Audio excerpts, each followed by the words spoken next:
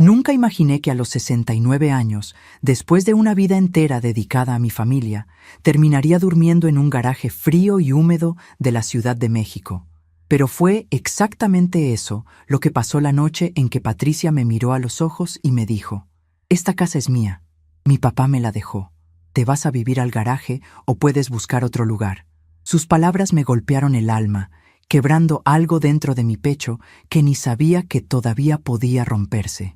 Durante todos estos años, desde que enviudé hace 10 años, había cuidado esa casa como si fuera un templo sagrado, manteniendo cada rincón impecable, atendiendo el jardín que Ramón plantó, preservando los recuerdos de nuestra familia. Ahora mi propia hija me trataba como si fuera una inquilina no deseada, un estorbo que necesitaba ser removido de su camino hacia la comodidad. La situación había comenzado 6 meses antes, cuando Patricia se casó con Miguel y los dos se mudaron a mi casa temporalmente. Al menos eso fue lo que me dijo. Miguel llegó con sus muebles, sus manías y su arrogancia, convirtiendo mi sala en oficina y tratándome como si fuera una sirvienta vieja que mantenían por lástima.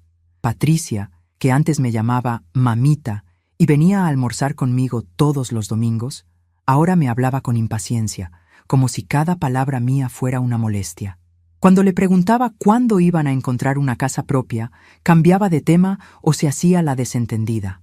Debí haberme dado cuenta de que algo andaba mal cuando empezó a preguntar sobre los documentos de la casa y Miguel comenzó a comentar sobre mejoras necesarias y cómo yo merecía descansar más. La noche en que todo cambió, estaba preparando una cena especial para celebrar el cumpleaños de mi nietecito José, cuando escuché a Miguel hablando por teléfono en la sala. «No te preocupes, el plan está funcionando. Pronto la vieja va a aceptar que no tiene otra opción». Mi corazón se aceleró, pero seguí fingiendo que no había oído nada. Durante la cena, Patricia estaba extraña, evitando mi mirada, y Miguel sonreía de una manera que me daba escalofríos.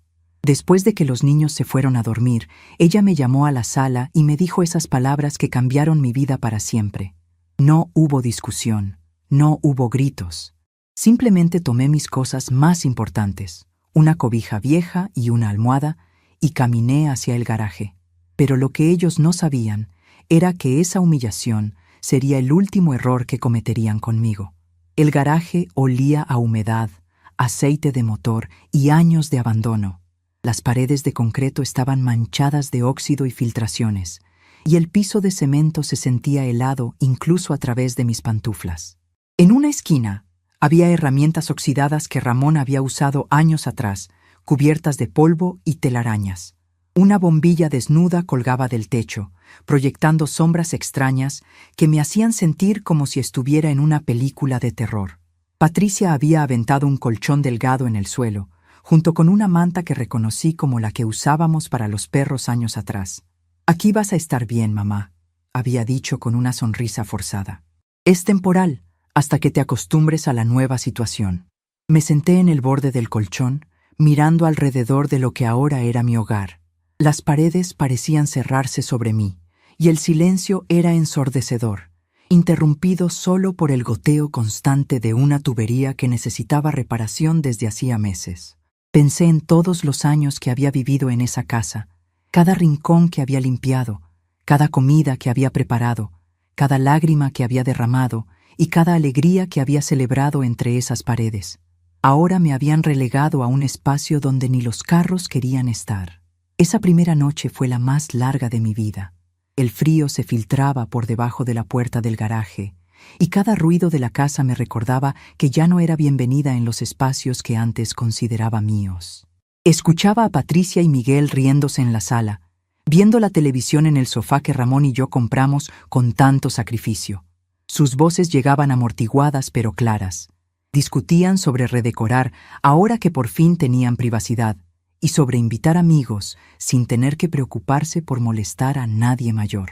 Al amanecer, cuando los primeros rayos de sol se filtraron por la pequeña ventana sucia del garaje, tomé una decisión que cambiaría todo.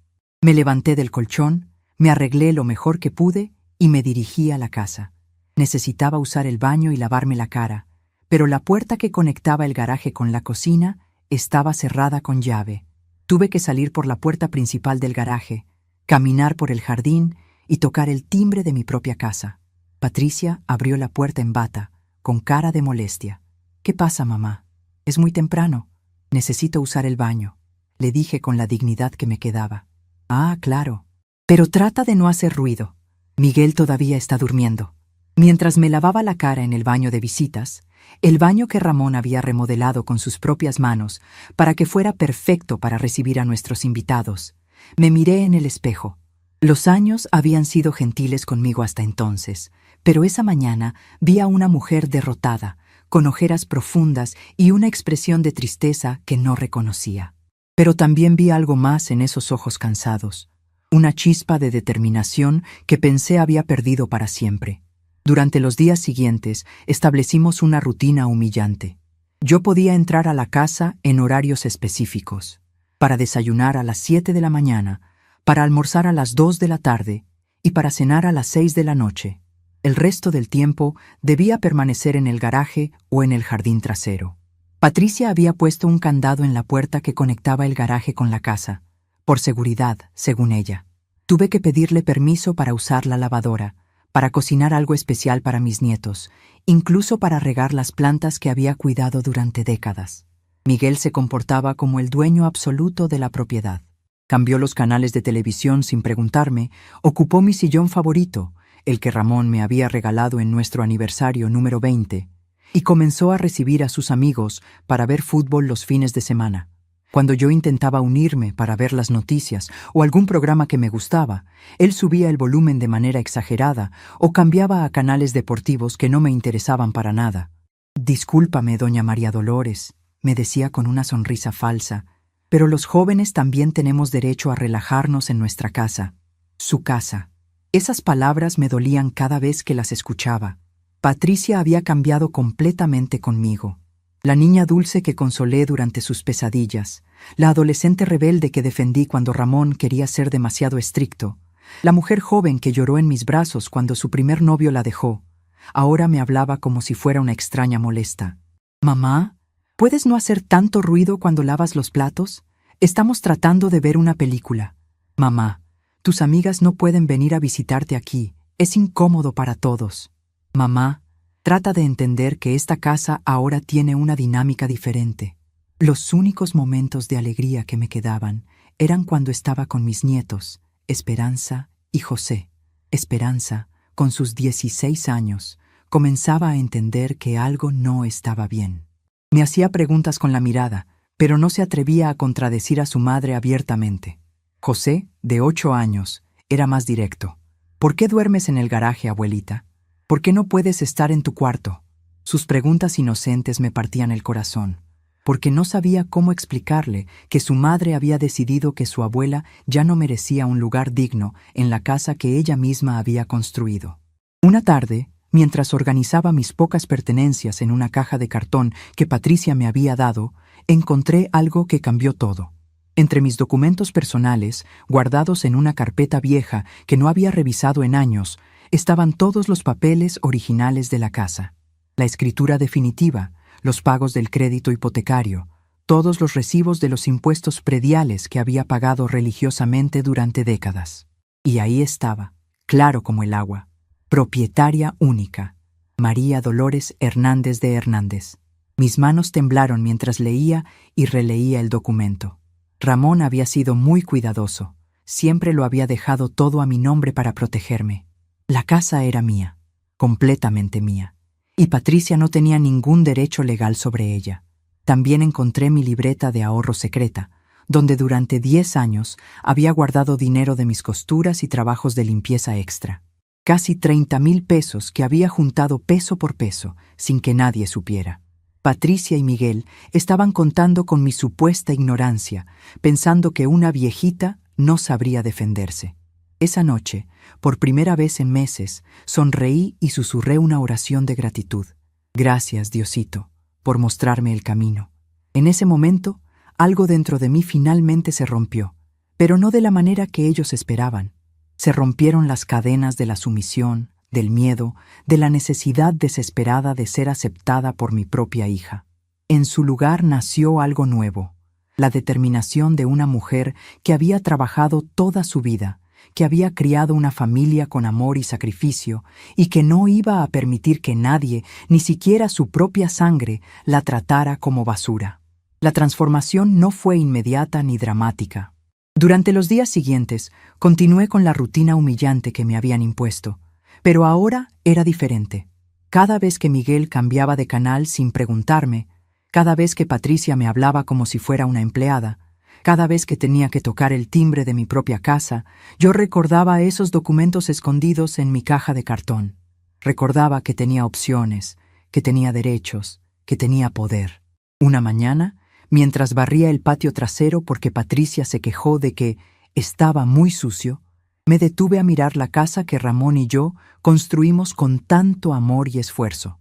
Los muros que pintamos juntos un verano, el jardín donde él sembró rosas para mí, la ventana de la cocina desde donde yo lo veía trabajar en su taller. Todo eso era mío, legalmente mío, pero más importante, emocionalmente mío. Nadie tenía derecho a quitármelo. Fue entonces cuando decidí que era hora de actuar. No con gritos, no con pleitos, no con drama, sino con la sabiduría silenciosa de una mujer que había aprendido que a veces la mejor venganza es simplemente recordar quién realmente tiene el poder. Esa noche, mientras Patricia y Miguel cenaban en mi mesa, usando mis platos, en mi casa, yo comencé a hacer las llamadas telefónicas que cambiarían todo. La primera fue al licenciado Arturo Vázquez, el abogado de la familia desde hacía más de 20 años. Su voz se llenó de indignación cuando le expliqué la situación. «Señora María Dolores», me dijo, «lo que me está contando es un delito. Coerción contra un adulto mayor, usurpación de propiedad. Voy a revisar todos los documentos mañana mismo y prepararemos una estrategia legal.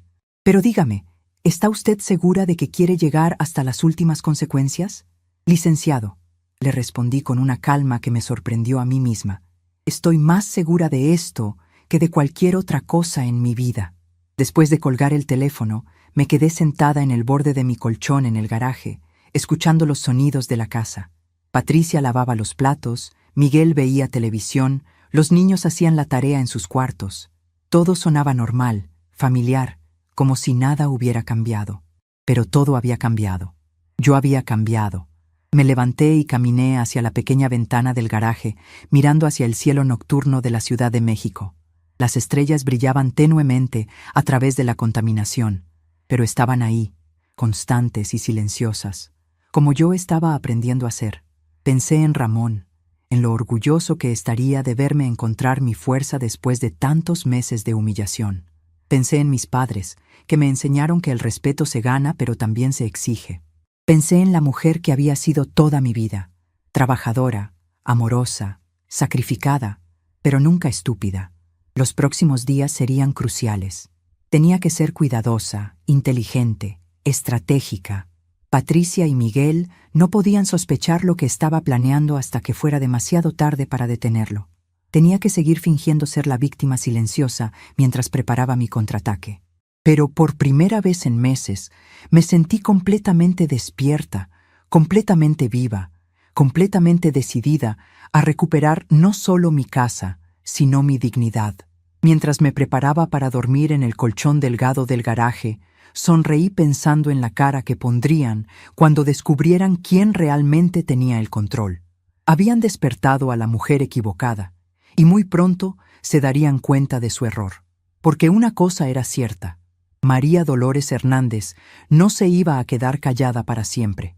La mañana siguiente amaneció gris y fría, como si el cielo de la Ciudad de México entendiera mi estado de ánimo. Me desperté antes del alba, como había sido mi costumbre durante 50 años de matrimonio.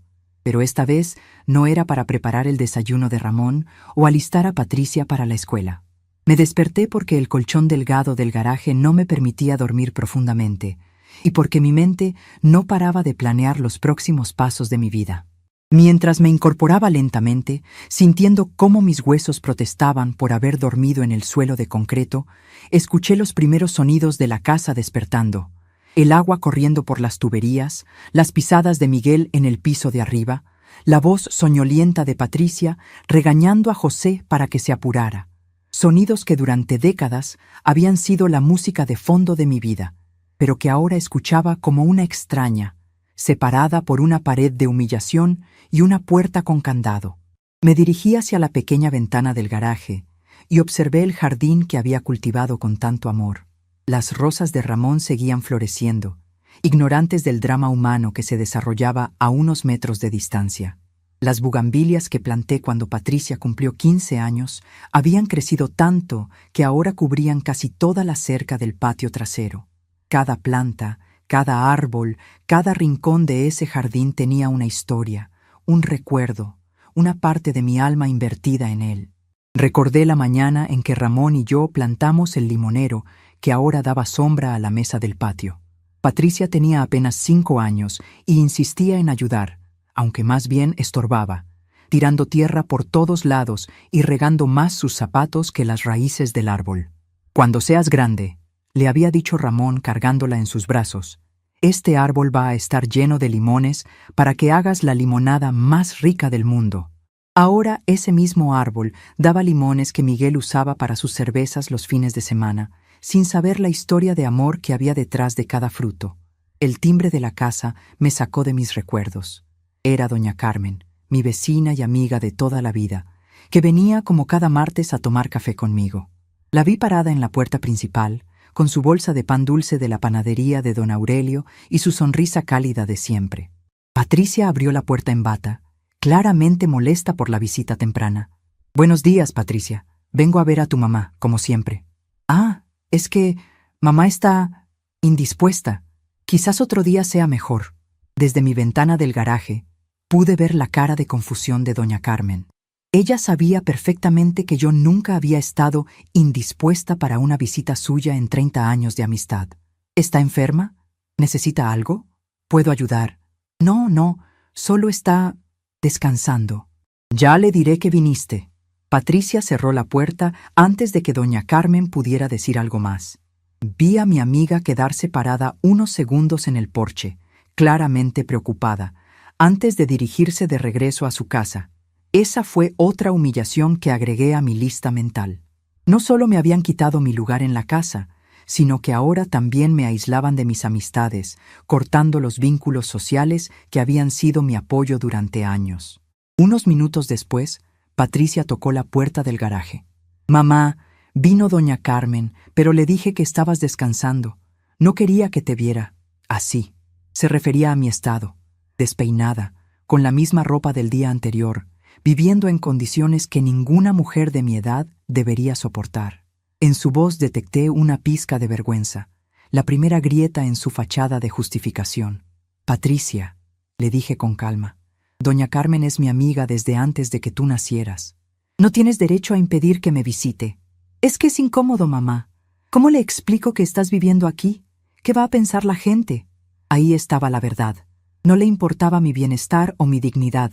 Le importaba qué dirían los vecinos, cómo se vería ante la comunidad que me conocía y me respetaba. Patricia siempre había sido muy preocupada por las apariencias, desde niña. Recordé las veces que la regañé por mentir sobre calificaciones escolares o por inventar historias para impresionar a sus amigas. Ahora esa misma tendencia la llevaba a esconderme como si fuera un secreto vergonzoso.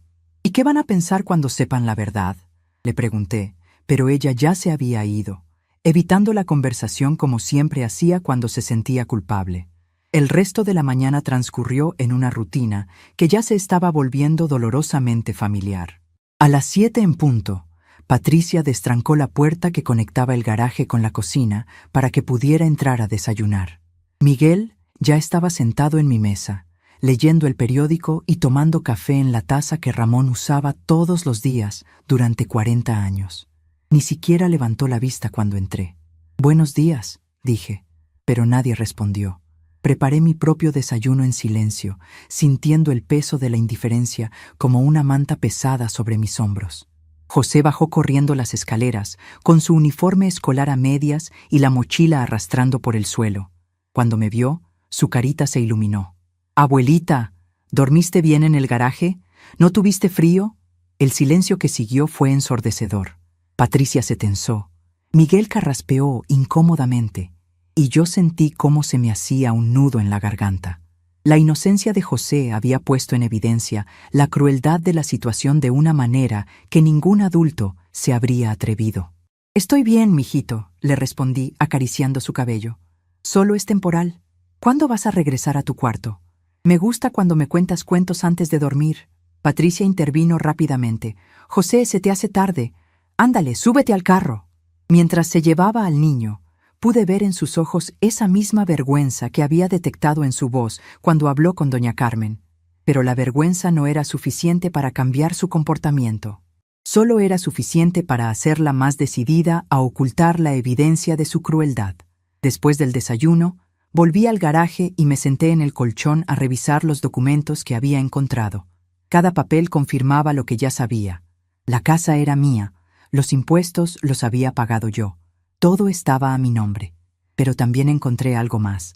Las cartas que Ramón me escribía cuando trabajaba fuera de la ciudad durante los primeros años de nuestro matrimonio.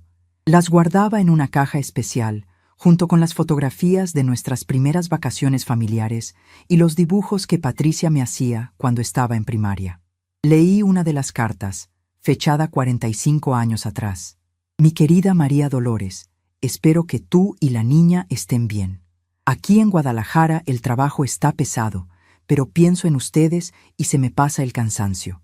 Ayer fui a una casa muy bonita que están construyendo y pensé, algún día voy a hacer una igual para mi familia. Con jardín para que Patricia juegue y cocina grande para que mi esposa haga sus comidas riquísimas. Te amo mucho, mi reina. Cuida a nuestra pequeña. Tuyo para siempre, Ramón». Las lágrimas comenzaron a rodar por mis mejillas mientras recordaba esos años de sacrificio, cuando Ramón trabajaba dobles turnos para ahorrar el enganche de la casa, cuando yo cosía ropa ajena hasta altas horas para completar los gastos, cuando Patricia era una niña dulce que me abrazaba todas las noches y me decía que yo era la mejor mamá del mundo. ¿En qué momento se había roto todo? ¿Cuándo había dejado Patricia de verme como la mujer que sacrificó su juventud por darle una buena vida? ¿Cuándo había comenzado a verme como un obstáculo para su felicidad? Encontré la respuesta en otra fotografía, una que habíamos tomado el día que terminamos de pagar la hipoteca de la casa. Patricia tenía 25 años, acababa de graduarse de la universidad, y las 3 generaciones estábamos paradas frente a la puerta principal. Ramón con su sonrisa orgullosa, yo con mi delantal de cocinar porque había preparado una cena especial para celebrar, y Patricia con una expresión que entonces interpreté como felicidad, pero que ahora reconocía como impaciencia. Incluso en ese momento de triunfo familiar, ella ya estaba pensando en marcharse, en hacer su propia vida, en liberarse de las responsabilidades que nosotros representábamos. Durante los años siguientes, sus visitas se habían vuelto más espaciadas, sus llamadas más breves, sus excusas más elaboradas. Cuando Ramón enfermó, ella venía por obligación, no por amor. Y cuando él murió, su dolor parecía más por la carga que yo representaría para ella, que por la pérdida del hombre que la había criado con tanto amor. El sonido de pasos me interrumpió. Era Esperanza, mi nieta de 16 años, que había entrado sigilosamente al garaje durante su hora de almuerzo en la preparatoria. «Abuela», susurró, mirando hacia atrás para asegurarse de que nadie la hubiera visto. «¿Estás bien? ¿De verdad vas a quedarte aquí?» La miré a los ojos, esos ojos que me recordaban tanto a los de Patricia cuando era pequeña, antes de que la vida la endureciera. Esperanza tenía la misma belleza de su madre, pero con una dulzura que Patricia había perdido hace años. «Mija, no te preocupes por mí. Solo son problemas de adultos. Pero esto no está bien, abuela. Escuché a mis papás hablando anoche. Miguel dijo algo sobre que tú no tenías documentos de la casa, pero yo me acuerdo que el abuelo Ramón siempre decía que todo estaba a tu nombre. ¿Es verdad?» La inteligencia de Esperanza me sorprendió. A sus 16 años ya entendía cosas que los adultos preferían ignorar. «¿Qué más escuchaste, mijita?» «Miguel dijo que si tú no cooperabas, iban a buscar la manera de, ¿cómo dijo?, de declararte incompetente, para que no pudieras tomar decisiones sobre la casa». Sus ojos se llenaron de lágrimas. «Abuela, ¿pueden hacer eso?» Mi sangre se heló. Incompetente. La palabra resonó en mi mente como una campana de alarma. Ahora entendía el plan completo.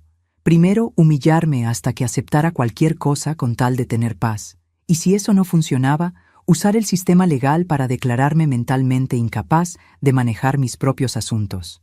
Era un plan diabólico, pero Miguel era lo suficientemente inteligente para saber exactamente cómo manipular el sistema.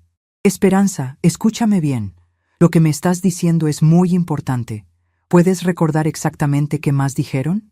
Miguel dijo que conocía a un doctor que podría decir que tienes demencia y que con eso podrían conseguir que un juez les diera el control de tus cosas. Mamá se veía preocupada, pero no dijo que no. Ahí estaba toda la verdad. No era solo crueldad o egoísmo. Era un plan calculado para robarme todo lo que Ramón y yo habíamos construido juntos. Y Patricia, mi propia hija, la niña que amamanté, que cuidé cuando tenía fiebre, que consolé cuando lloró por su primer amor, estaba participando activamente en ese robo. Abuela, ¿qué vas a hacer? La miré a los ojos y vi en ella la esperanza que yo misma estaba empezando a sentir.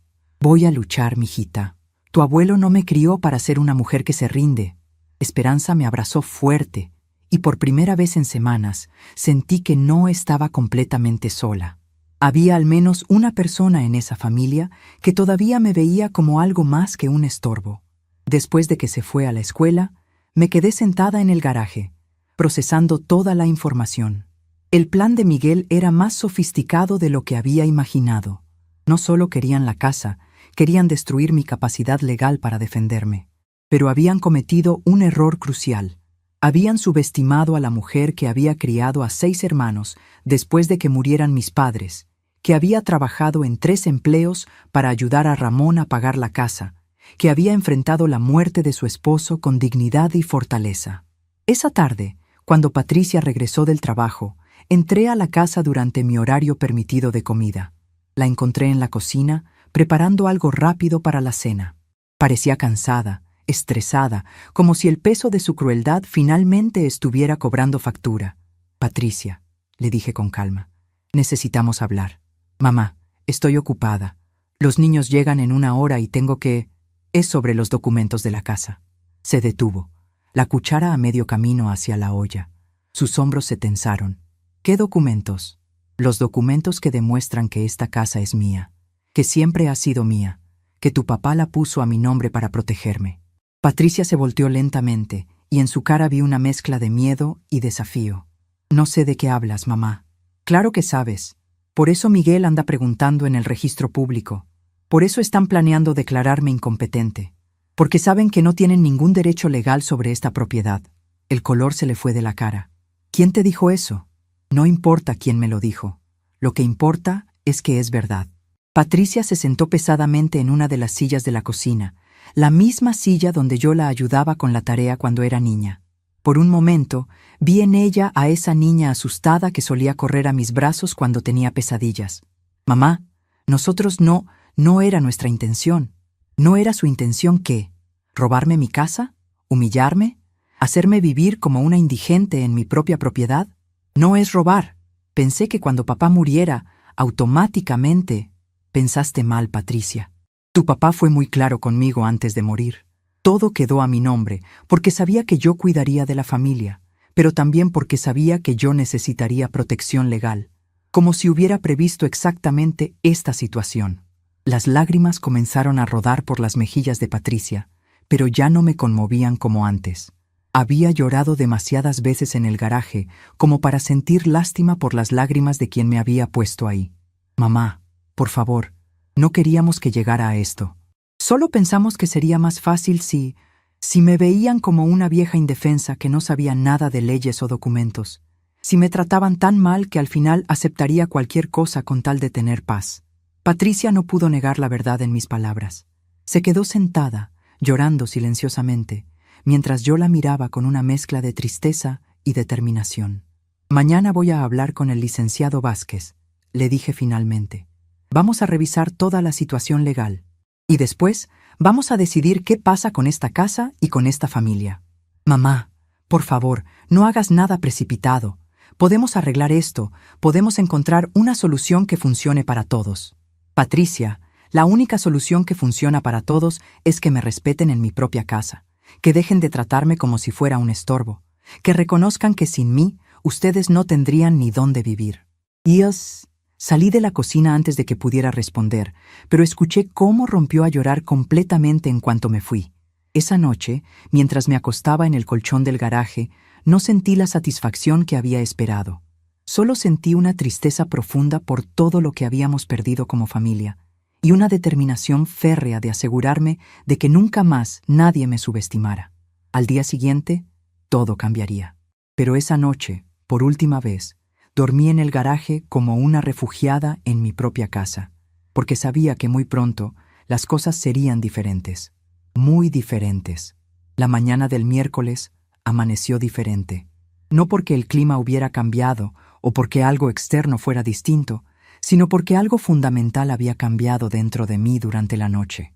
Me desperté con una claridad mental que no había sentido en meses, como si una niebla espesa se hubiera levantado de mi mente y ahora pudiera ver el camino con perfecta nitidez.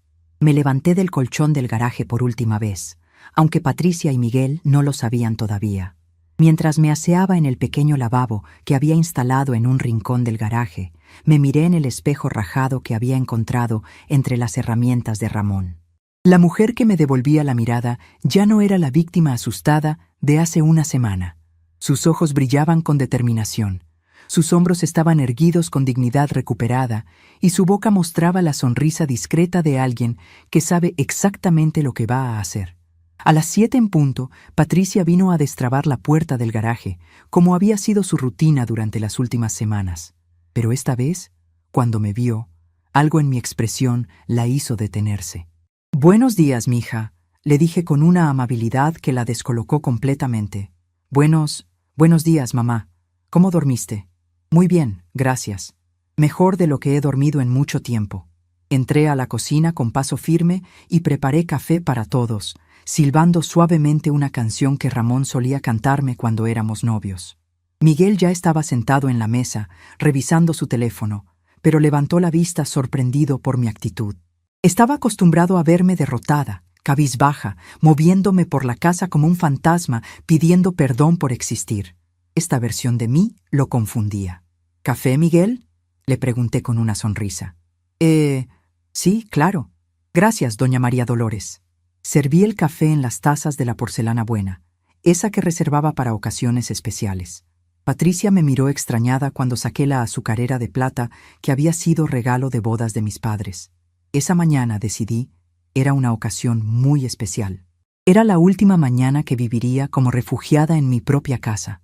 «Mamá, ¿estás bien? Te ves diferente». «Me siento muy bien, Patricia, descansada, con mucha claridad mental». Puse énfasis en las últimas palabras y vi cómo Miguel se tensó ligeramente. «De hecho, hoy tengo algunas citas importantes». «¿Citas?». Miguel dejó su taza en la mesa más fuerte de lo necesario. «¿Qué tipo de citas?». «Asuntos personales, mijo. Nada que deba preocuparte». Desayunamos en un silencio extraño. Ellos claramente intrigados por mi cambio de actitud, yo disfrutando secretamente de su nerviosismo. Cuando José bajó corriendo las escaleras, como siempre llegando tarde, me agaché para abrazarlo fuerte. «Abuelita, hoy hueles diferente, hueles a flores. Es mi perfume especial, mijito, el que uso en días importantes». «¿Es un día importante?». «Muy importante, mi amor, muy importante». Después del desayuno, volví al garaje y saqué un vestido azul marino que no había usado desde el funeral de Ramón. Era elegante, pero no ostentoso, serio, pero no severo. El tipo de vestido que una mujer usa cuando necesita que la tomen en serio. Me peiné cuidadosamente, me maquillé sutilmente y me puse los aretes de perlas que Ramón me regaló en nuestro 20º aniversario. Cuando terminé, me vi en el espejo y sonreí. Ahí estaba María Dolores Hernández, no la víctima del garaje, sino la mujer que había construido una vida con sus propias manos. A las 9:30 llamé un taxi desde el teléfono del garaje.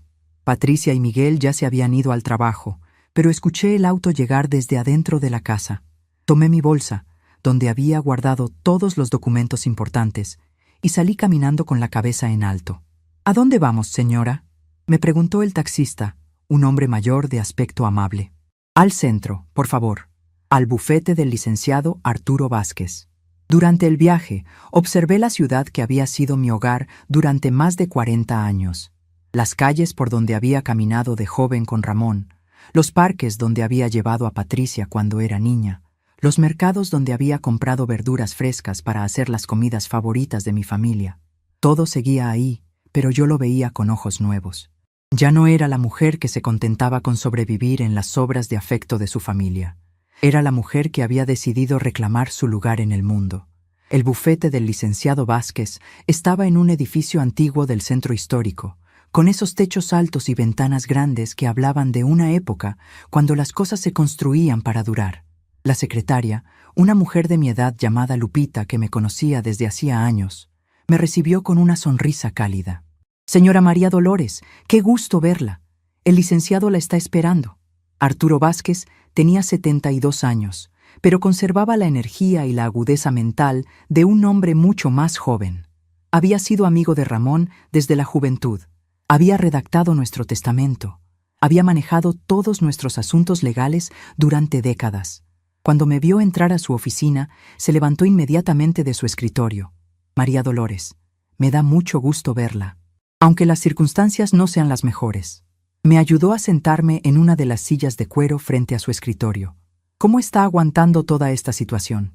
«Mejor de lo que ellos esperan, licenciado. Y lista para actuar». Había preparado toda la documentación durante la noche. Puse sobre su escritorio la escritura de la casa, los recibos de pagos de predial, los estados de cuenta bancarios y también las fotografías que había tomado con mi teléfono del garaje donde me habían obligado a vivir. Arturo revisó cada documento con la meticulosidad de un detective. Sus cejas se alzaron cuando vio las fotografías. «María Dolores, esto es absolutamente inadmisible. Lo que están haciendo con usted constituye varios delitos: coerción contra persona mayor, usurpación de morada y posiblemente hasta violencia familiar psicológica». Eso pensé, pero necesito estar segura de mis opciones legales antes de tomar cualquier decisión. «Primero lo primero», dijo, señalando la escritura. «Esta casa está 100% a su nombre. Ramón fue muy inteligente al estructurar todo de esta manera. Su hija no tiene ningún derecho legal sobre la propiedad. Absolutamente ninguno. ¿Y qué hay de sus planes de declararme incompetente?» La cara de Arturo se endureció. «¿Qué sabe usted de esos planes?» Le conté todo lo que Esperanza había escuchado, incluyendo la mención del doctor que podría falsificar un diagnóstico de demencia. Arturo tomó notas mientras hablaba y su expresión se volvía más seria con cada detalle. «María Dolores, lo que me está describiendo es conspiración para cometer fraude legal. Es un delito grave, pero también me da la información que necesito para protegerla completamente. ¿Qué recomienda que haga?» Arturo se reclinó en su silla, con los dedos entrelazados sobre su estómago, pensando cuidadosamente. «Tenemos varias opciones. La primera es confrontarlos directamente con la evidencia legal y exigir que respeten sus derechos. La segunda es proceder legalmente de inmediato, presentar denuncias por los delitos que han cometido. ¿Y la tercera?». Una sonrisa astuta cruzó su rostro. «La tercera es la que creo que más le va a gustar. Dejamos que sigan con sus planes hasta que cometan errores más graves, mientras nosotros preparamos una estrategia que les dé una lección que nunca van a olvidar. Explíqueme esa tercera opción». «Mire, María Dolores, sus familiares están operando bajo la suposición de que usted es ignorante sobre sus derechos legales. Vamos a usar esa suposición en su contra. Usted va a regresar a casa y va a seguir actuando como si fuera la víctima indefensa que ellos creen que es.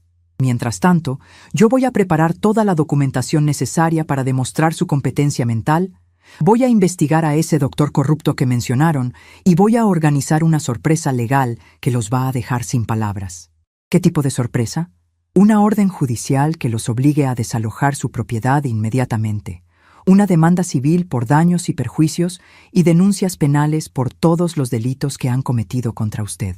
Pero lo mejor de todo es que vamos a hacerlo de tal manera que no puedan alegar ignorancia o buenas intenciones». La idea me emocionó más de lo que había esperado. Durante semanas había sido la víctima, la que recibía humillaciones sin poder defenderse. Ahora tendría la oportunidad de recuperar no solo mi casa, sino mi dignidad. «¿Cuánto tiempo necesita para preparar todo?» Dame una semana, 7 días para armar un caso que sea absolutamente irrefutable. Mientras tanto, usted actúa normal.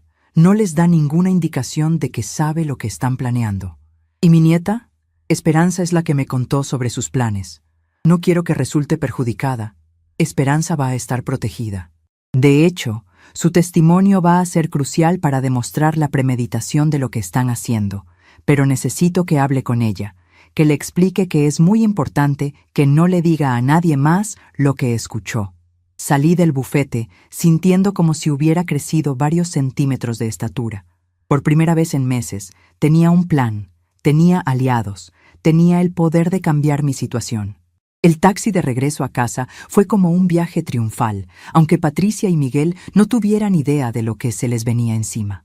Cuando llegué a casa, encontré a Patricia en la cocina, preparando el almuerzo. Se veía nerviosa, como si hubiera estado esperando mi regreso con ansiedad. «Mamá, ¿dónde andabas? Me preocupé cuando vi que no estabas en el garaje. Fui a hacer algunos mandados, mija. Cosas de viejas, ya sabes». «¿Qué tipo de mandados?» «Ah, nada importante. Fui al banco a revisar mi cuenta. Pasé por la farmacia. Esas cosas». Vi cómo se relajó ligeramente al escuchar que había ido al banco.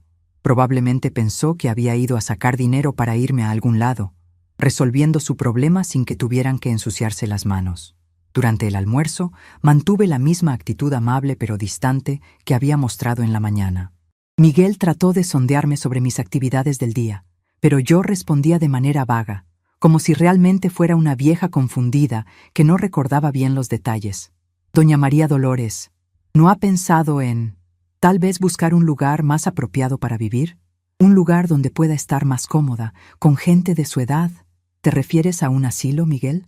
«No necesariamente un asilo. Tal vez una residencia para personas mayores. Hay algunas muy bonitas, con actividades, cuidado médico». «No había pensado en eso. ¿Tú crees que sería mejor para mí?» Patricia y Miguel intercambiaron una mirada rápida. Habían mordido el anzuelo. «Bueno», dijo Patricia cuidadosamente, «tal vez sería bueno que al menos lo consideraras, solo para ver las opciones. Tienes razón, mija. A mi edad, uno nunca sabe qué puede pasar. Tal vez sería prudente tener un plan». Esa tarde, cuando Esperanza regresó de la escuela, la esperé en el jardín trasero. Necesitaba hablar con ella sin que sus padres nos escucharan. «Abuela, ¿cómo te fue en tu cita misteriosa?» «Muy bien, mijita, pero necesito pedirte un favor muy importante», le expliqué, sin entrar en detalles legales complicados, que estaba trabajando con un abogado para solucionar la situación, pero que era crucial que ella no le dijera nada a sus padres sobre lo que había escuchado. «¿Por qué, abuela? ¿No sería mejor que supieran que tú sabes lo que están planeando?» «Mijita, a veces en la vida hay que ser muy inteligente sobre cuándo mostrar las cartas que tienes en la mano. Si ellos saben que yo sé lo que están planeando, van a cambiar de estrategia. Pero si creen que estoy indefensa, van a seguir adelante con sus planes, y eso me va a dar la oportunidad de demostrar exactamente qué tipo de personas son». Esperanza me miró con admiración. «Abuela, eres más lista de lo que pensé.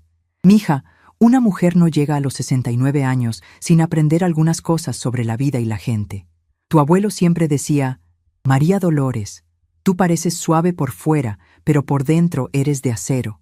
Creo que es hora de demostrar que tenía razón». Los días siguientes fueron una mezcla extraña de tensión y satisfacción. Por fuera, mantenía mi papel de víctima confundida, dejando que Patricia y Miguel creyeran que estaban controlando la situación.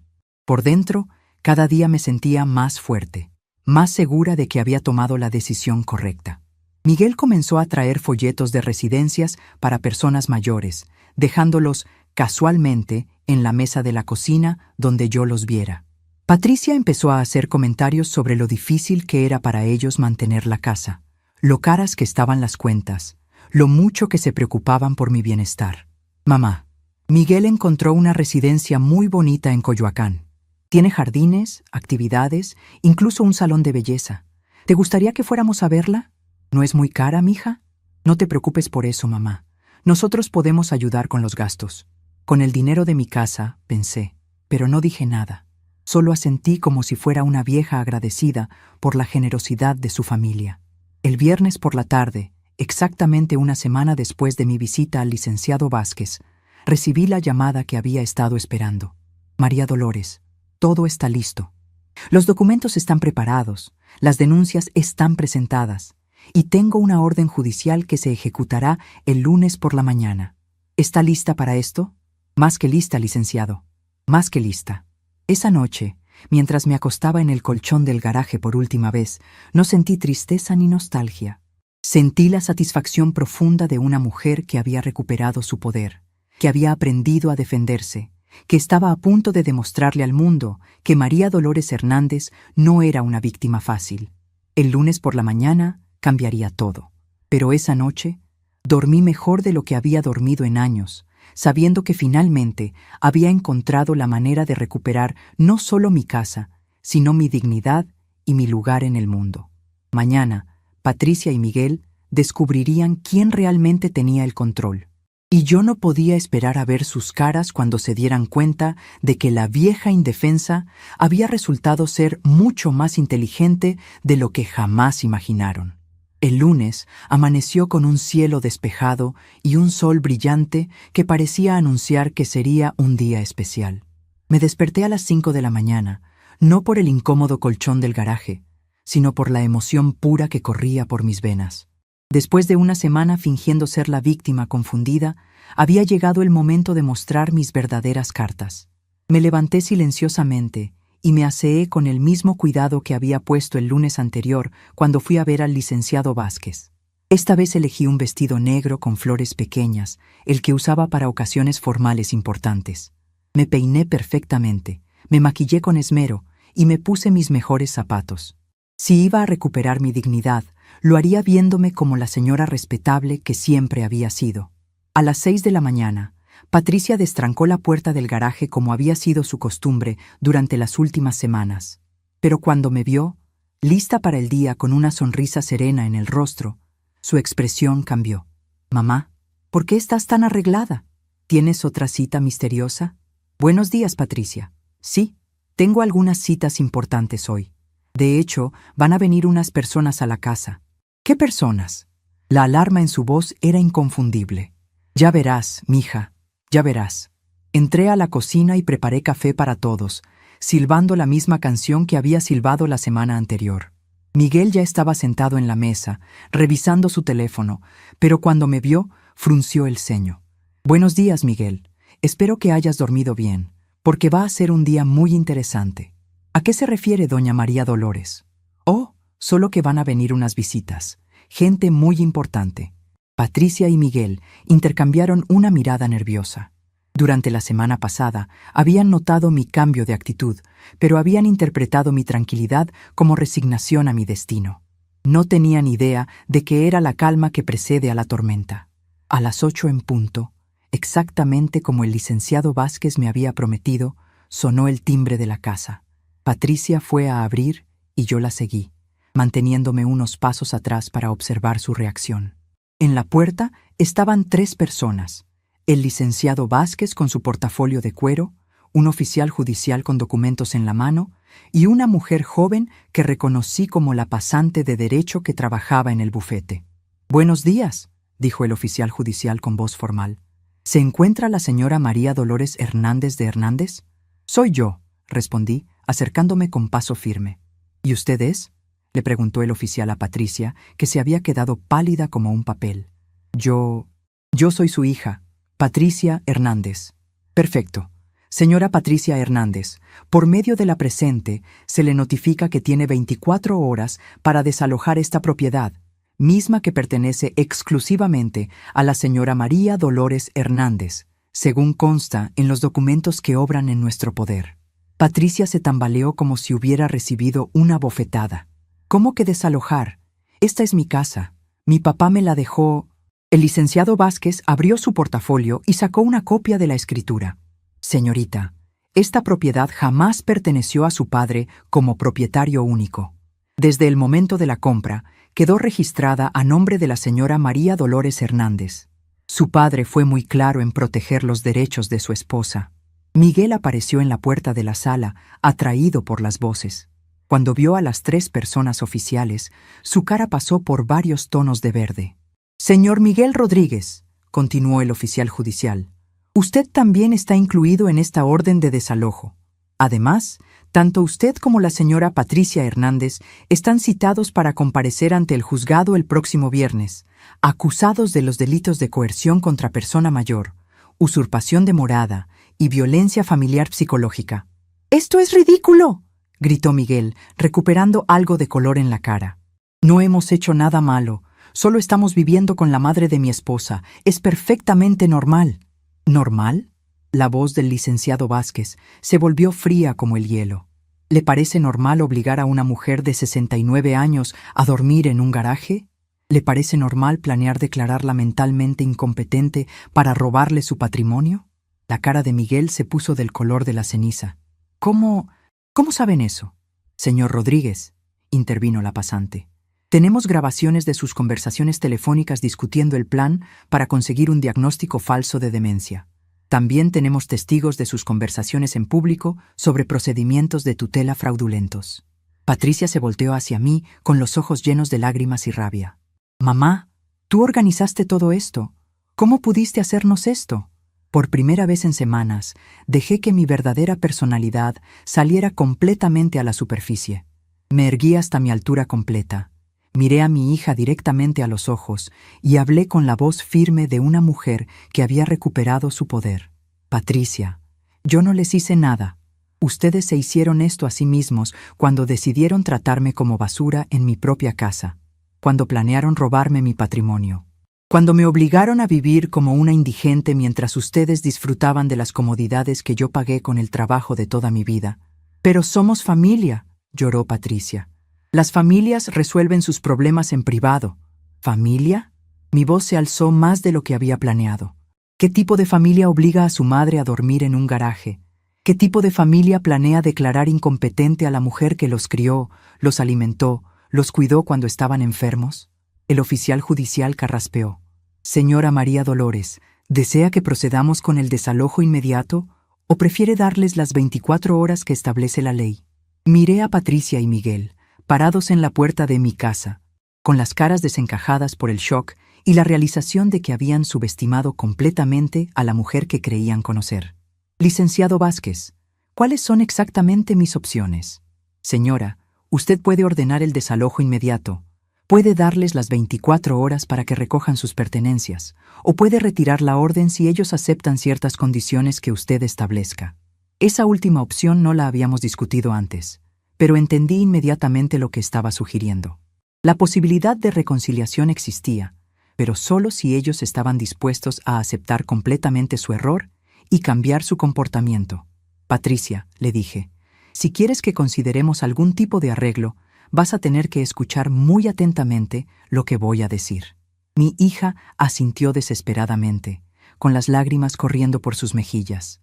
Primero, van a reconocer públicamente, frente a estos testigos oficiales, que esta casa es mía y que nunca tuvieron derecho alguno sobre ella. Sí, mamá, lo reconocemos. Segundo, van a disculparse formalmente por el trato que me dieron y van a reconocer que obligarme a vivir en el garaje fue cruel e inaceptable. Patricia tragó saliva con dificultad. Mamá, nosotros lo sentimos mucho. Fue horrible lo que te hicimos. No tenemos excusa. Miguel permanecía en silencio, claramente furioso, pero sin atreverse a hablar por miedo a empeorar las cosas. Tercero, Miguel va a reconocer que conspiró para declararme incompetente y va a dar los nombres del doctor y cualquier otra persona involucrada en ese plan. Miguel apretó los puños, pero después de una mirada de advertencia del oficial judicial, murmuró: «Fue el doctor Salvador Mendoza. Él me dijo que podía ayudar con los papeles médicos». El licenciado Vázquez tomó nota del nombre. Ese doctor tendría que responder por su participación en el fraude planeado. Cuarto, continué, si decido permitir que se queden en esta casa, será bajo mis condiciones. Pagarán renta mensual, respetarán mis reglas y nunca más me faltarán al respeto. ¿Cuánto de renta?, preguntó Miguel con voz estrangulada. 10,000 pesos al mes, más la mitad de todos los servicios. Era una cantidad considerable, pero justa considerando que era una casa grande en una buena zona de la ciudad. Eso es demasiado, protestó Miguel. No podemos pagar eso. Entonces encuentren otro lugar donde vivir, respondí con frialdad. Tienen 24 horas para decidir. Patricia miró a Miguel con desesperación. Sabía perfectamente que no podrían encontrar una casa comparable por ese precio en toda la Ciudad de México. También sabía que, sin trabajo estable y con los procesos legales pendientes, ningún propietario querría rentarles nada. «Mamá», dijo con voz quebrada, «acepto todas tus condiciones. Vamos a pagar la renta, vamos a respetar tus reglas. Solo por favor, no nos corras de la casa». «¿Y tú, Miguel?», le pregunté directamente. Miguel parecía estar peleando una batalla interna entre su orgullo y la realidad práctica de su situación. Finalmente, murmuró. «Acepto». «Perfecto», dijo el licenciado Vázquez. «Entonces vamos a preparar un contrato de arrendamiento formal. Señora María Dolores, ¿quiere que procedamos de esa manera?». Lo pensé cuidadosamente. Parte de mí quería ver a Patricia y Miguel empacando sus cosas y saliendo de mi vida para siempre. Pero otra parte, la parte que recordaba a la niña dulce que Patricia había sido, quería darle una oportunidad de redimirse. «Vamos a hacer un periodo de prueba de 3 meses», decidí finalmente. «Si durante ese tiempo demuestran que pueden respetarme y cumplir con sus obligaciones, continuaremos con el arreglo. Si no, el desalojo será inmediato y definitivo». «Gracias, mamá», susurró Patricia. «Te prometo que las cosas van a ser diferentes». «Eso espero, Patricia, porque esta es su única oportunidad». El oficial judicial y la pasante se retiraron después de dejar copias de todos los documentos legales. El licenciado Vázquez se quedó unos minutos más para explicar los detalles del arreglo y para asegurar que todos entendían las consecuencias legales si no cumplían con los términos acordados. Cuando finalmente se fue, los 3 nos quedamos parados en la sala de mi casa, con una dinámica completamente diferente a la que habíamos tenido durante los últimos meses. «Bueno», dije rompiendo el silencio incómodo, «creo que tenemos muchas cosas que cambiar. Primero, voy a recuperar mi recámara principal. Miguel, tú y Patricia pueden usar el cuarto de huéspedes». «Claro, doña María Dolores, como usted diga». Segundo, voy a necesitar que me den las llaves de todas las puertas de la casa. No habrá más candados ni restricciones sobre cuándo puedo entrar a mi propia casa. Patricia sacó las llaves de su bolsa con manos temblorosas. «Aquí están, mamá». Tercero, la televisión de la sala vuelve a ser territorio común. Nada de cambiar canales sin preguntar o de monopolizar el control remoto. Miguel asintió sin decir palabra. «Y por último», continué, sintiendo cómo recuperaba completamente mi autoridad en mi propio hogar, «quiero que entiendan que esto no significa que todo está perdonado y olvidado. Van a tener que ganarse mi confianza de nuevo, día a día, con sus acciones». Esa tarde, mientras Patricia y Miguel movían sus cosas del cuarto principal al cuarto de huéspedes, yo me instalé de nuevo en mi propia recámara. Ver mi cama, mi tocador, mis fotografías familiares en sus lugares originales, me llenó de una satisfacción profunda. Había recuperado más que un espacio físico. Había recuperado mi lugar como matriarca de mi propia familia. Esperanza llegó de la escuela y se sorprendió al encontrar toda la conmoción. Cuando le expliqué lo que había pasado, me abrazó fuerte. «Abuela, sabía que tenías un plan. Estoy tan orgullosa de ti. Mijita, a veces una tiene que demostrar que no es tan frágil como la gente piensa». Esa noche, durante la cena, comimos en silencio. Patricia y Miguel claramente estaban procesando la nueva realidad de su situación. Yo disfruté cada bocado de la comida que preparé en mi cocina, servida en mi mesa, en mi casa. Al final de la cena, Patricia finalmente habló. «Mamá, ¿puedo preguntarte algo?».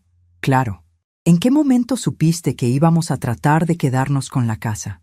Sonreí pensando en todas las señales que había ignorado por amor ciego hacia mi hija. Creo que en el fondo siempre lo supe, Patricia, pero no quería creerlo. Me costó mucho trabajo aceptar que mi propia hija era capaz de tratarme de esa manera. ¿Puedes perdonarnos algún día?». La miré a los ojos, viendo en ella algo que no había visto en meses. Arrepentimiento genuino. «Patricia, el perdón es algo que se gana. Durante los próximos 3 meses me van a demostrar si realmente están arrepentidos o si solo están asustados por las consecuencias legales». Miguel finalmente habló. «Doña María Dolores, yo nunca pensé que las cosas llegarían tan lejos. Al principio solo pensaba que sería temporal. Miguel, el problema no fue que fuera temporal. El problema fue que me trataron como si fuera basura en mi propia casa. Eso nunca debería haber pasado, temporal o permanente. Esa noche, por primera vez en semanas, dormí en mi propia cama, entre mis propias sábanas, en mi propia recámara. Pero no dormí inmediatamente.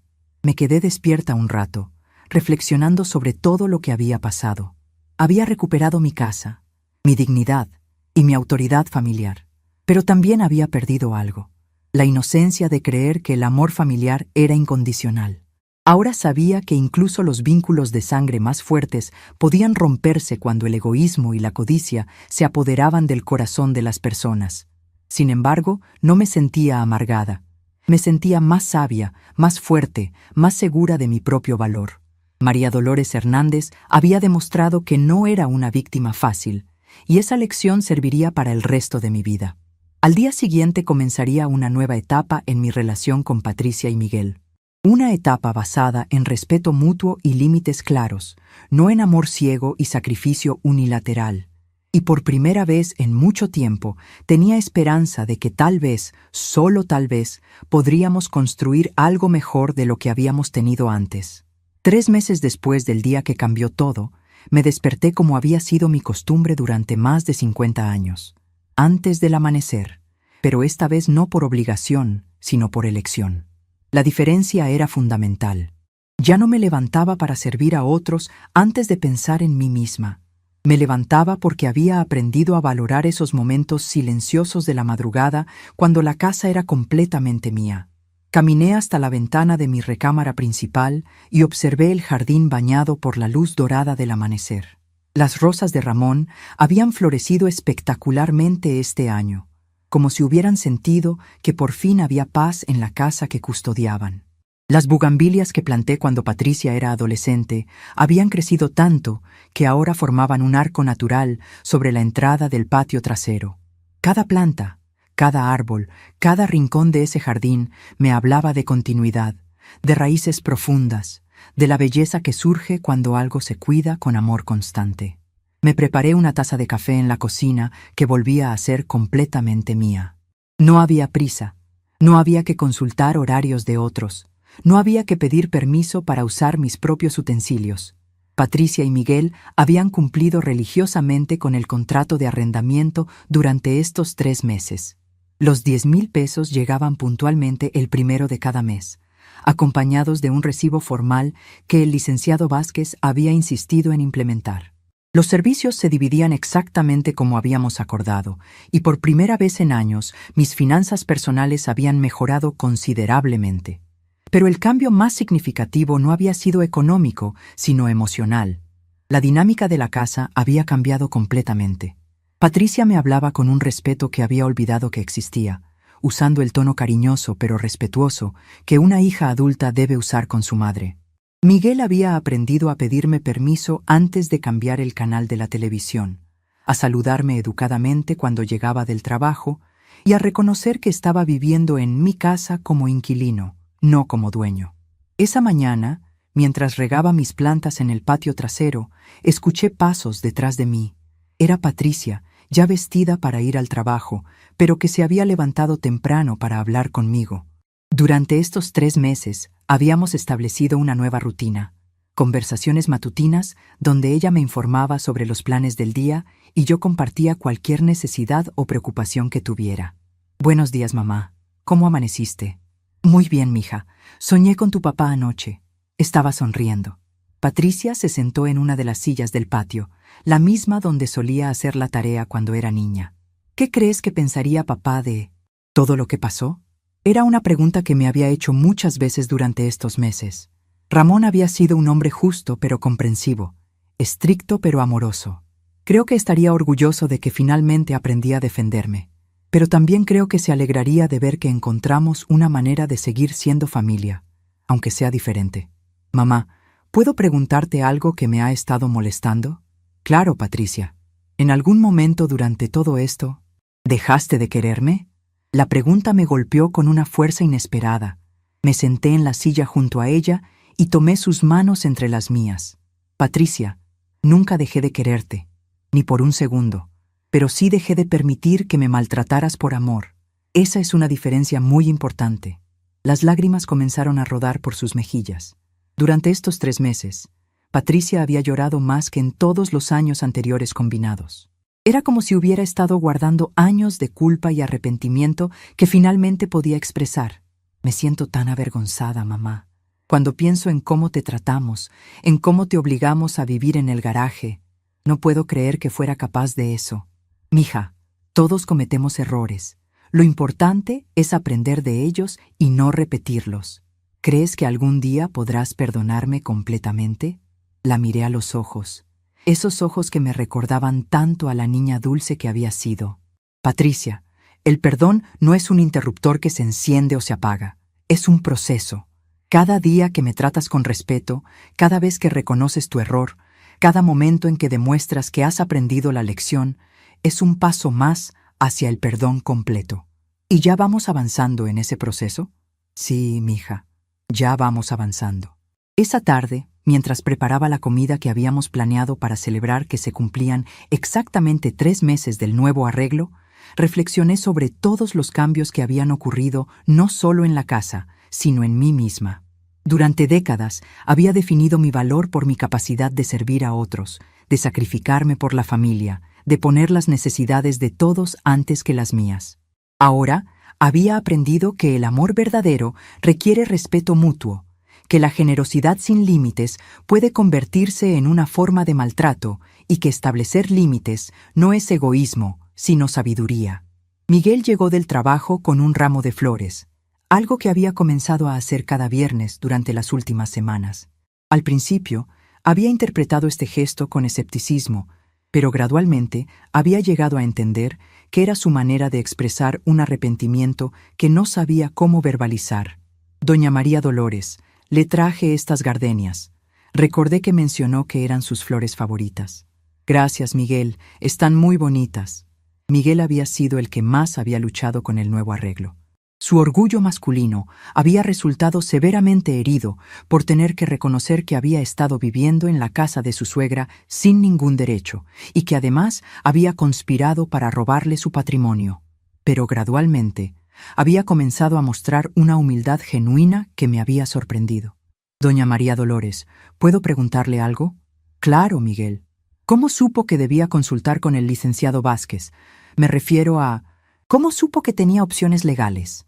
Sonreí pensando en esa mañana crucial, cuando encontré los documentos en el garaje. Miguel, una mujer no vive 69 años sin aprender que siempre hay que conocer sus derechos. Tu error fue asumir que por ser mayor, era ignorante.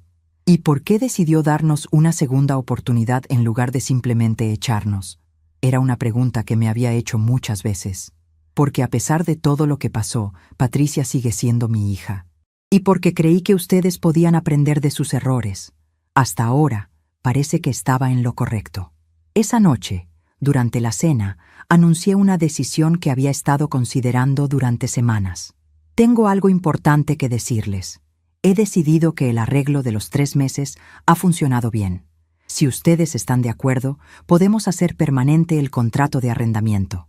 Patricia y Miguel intercambiaron una mirada de alivio evidente. Durante estas semanas, la incertidumbre sobre su futuro había sido una presión constante. ¿Eso significa que nos perdonas?, preguntó Patricia con esperanza.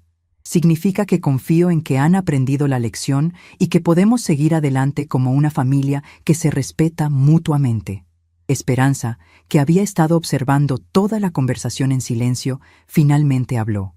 Abuela, estoy tan orgullosa de cómo manejaste toda esta situación. Me enseñaste que las mujeres pueden ser fuertes sin ser crueles.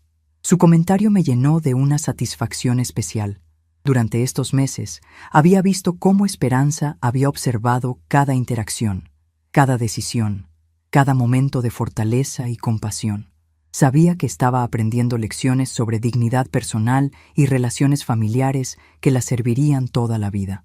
Mijita, lo más importante que puedes aprender es que el respeto no se regala, se gana. Y que nunca, nunca debes permitir que nadie te trate mal, ni siquiera la familia. José, que había estado concentrado en su tarea durante toda la conversación, Levantó la vista de sus libros. «Abuelita, ¿ya no vas a dormir más en el garaje?»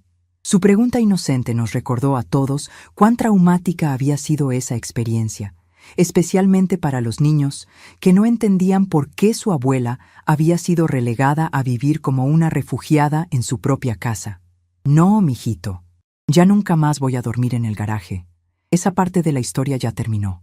Me alegro. No me gustaba que durmieras ahí. Se veía muy frío y triste. Esa noche, después de que todos se fueron a dormir, me senté en mi sala, en mi sillón favorito, viendo mi televisión en mi casa. El silencio era perfecto, no el silencio de la soledad o el abandono, sino el silencio de la paz conquistada.